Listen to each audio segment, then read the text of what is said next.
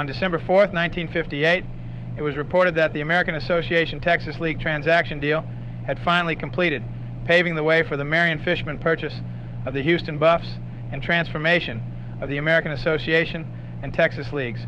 Upon this news, Dick Peebles of the Houston Chronicle reflected on the storied history of the Texas League, noting, "Baseball had a saying, if a player can play in the Texas League, he can play in the majors. Texas stars like Dizzy Dean, Rudy York, Bob Turley, Roy Sievers, Howie Pollett, Gil McDougald, and countless others proved it."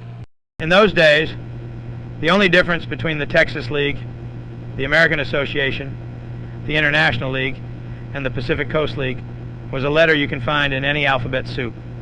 The Texas League was AA, the others were AAA.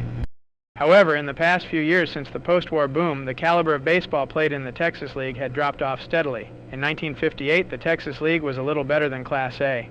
It was expected that the coming 1959 season would be no better, probably even worse, though the Texas League would still carry the AA brand.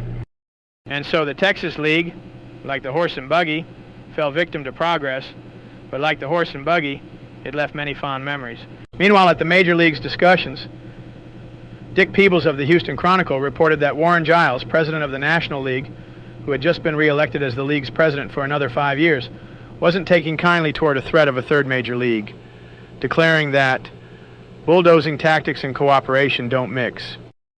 Even though New York Mayor Wagner's baseball committee wasn't present at the winter meetings, their proposal for a third major league was gaining momentum, being fueled by the National League's recent exodus from New York, with the Brooklyn Dodgers move to Los Angeles and the New York Giants move to San Francisco.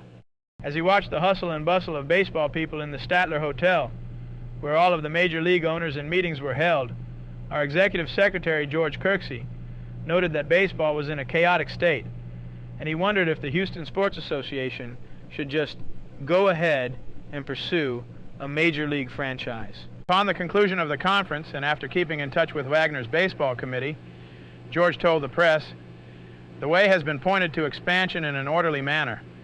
We feel confident that Houston will be in the major leagues in the foreseeable future."